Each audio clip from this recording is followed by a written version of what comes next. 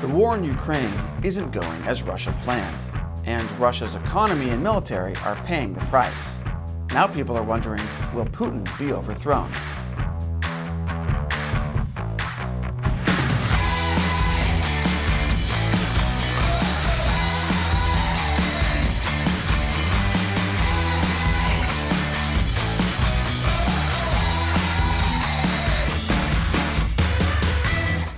Welcome to America Uncovered. I'm Matt Gnezda, filling in for Chris Chappell, who's in a secure bunker 34 stories beneath the Empire State Building.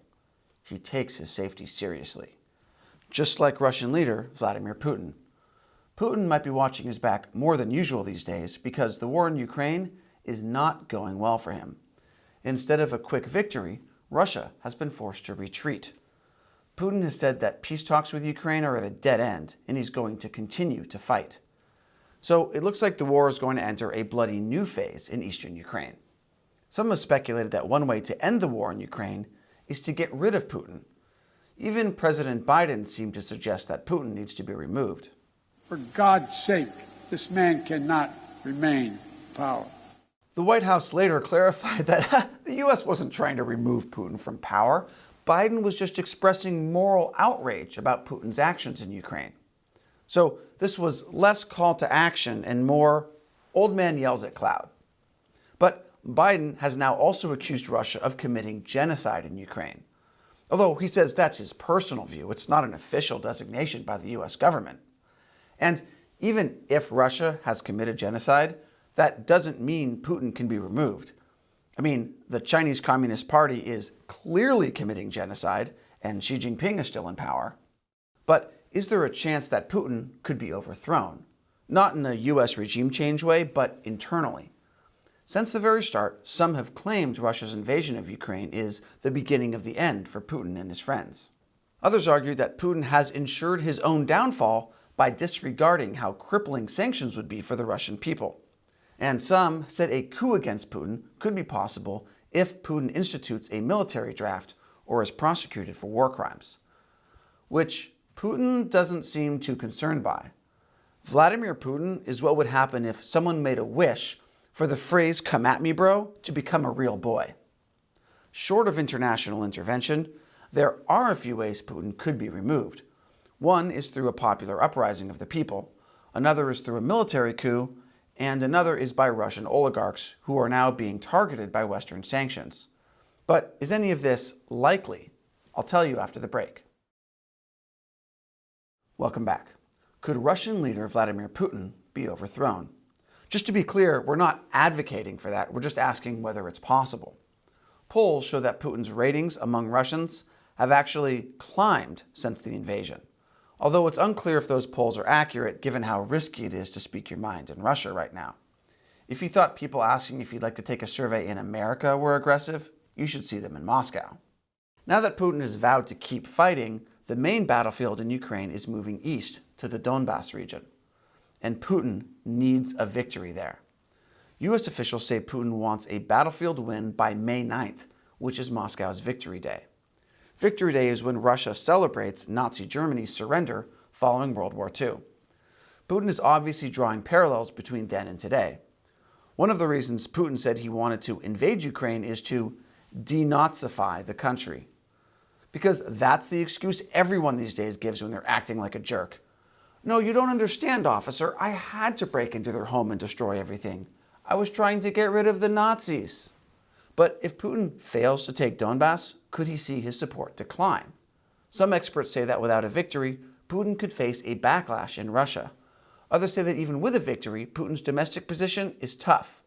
According to Leon Aron, a senior fellow at the American Enterprise Institute, neither taking Kiev and declaring victory, nor beginning peace negotiations will save the Russian president from the serious, if not fatal, domestic repercussions of this war. He says this is because Putin has staked his reputation on making Russia strong again. Losing the war would show that Putin isn't able to do that. Aron predicts that unrest over the high Russian death toll could pit Russia's internal security against grieving mothers. This might in turn inspire Russian oligarchs to side with protesters. Forget Ukrainian soldiers and foreign leaders around the world. The last people they want to go to war with are moms. They'd rather take a bullet than that level of guilt trip. Does that mean Putin could be ousted by a popular uprising that spreads? A big risk for Putin is Russia's economy. Russians are already suffering because of international sanctions. Russia's top auditor warned Tuesday that the economy was set to contract more than it has in 30 years. Many predict it would take Russia's economy back close to old Soviet Union times and lower its standard of living for at least the next 5 years. Analysts surveyed by Russia's central bank forecast 20% inflation and that Russia's gross domestic product would go down by 8% this year.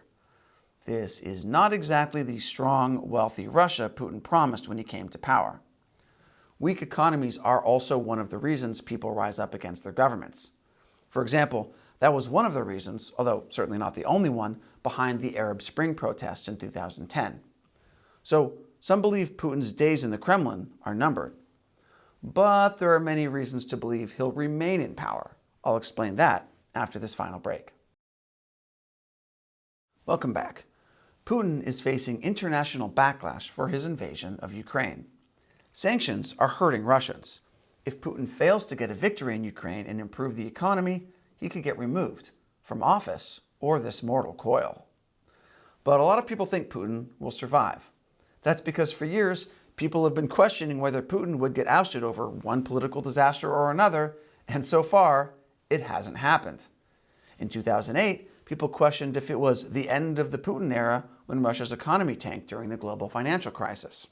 In 2012, it spelled the beginning of the end of Putin after Putin's re-election was met with big anti-corruption protests. In 2014, sanctions over Russia's support for separatist fighting in Donbass and Russian rebels shooting down a plane from Europe supposedly marked the end of Vladimir Putin. In 2018, Russia's pension reform seemed to spell the beginning of the end of Putin's regime. And in 2020, Putin supposedly could be toppled by the coronavirus. And just last year, I'd been telling all my friends that Putin's regime was surely over when he wore white after Labor Day. And yet, Putin has had more comebacks than Madonna.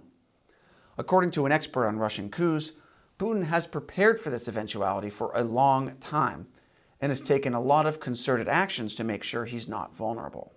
I talked earlier about whether a popular uprising could remove Putin from power. There were protests that broke out in Russia in the early stages of the Ukraine invasion, but they were quickly suppressed with mass arrests. Putin shut down independent media outlets and some social media platforms. He also introduced emergency measures to punish the spread of so-called fake news, which is really code for anything that doesn't toe the government line. Even international media outlets like Bloomberg and the New York Times had to pull their staff out of Russia, citing safety concerns. Putin is effectively limiting the anti-war protests. Harvard professor Erica Chenoweth says that, based on her research, it takes around 3.5% of the population actively participating in protests to ensure serious political change. With Russia's population, that means you need about 5 million people protesting.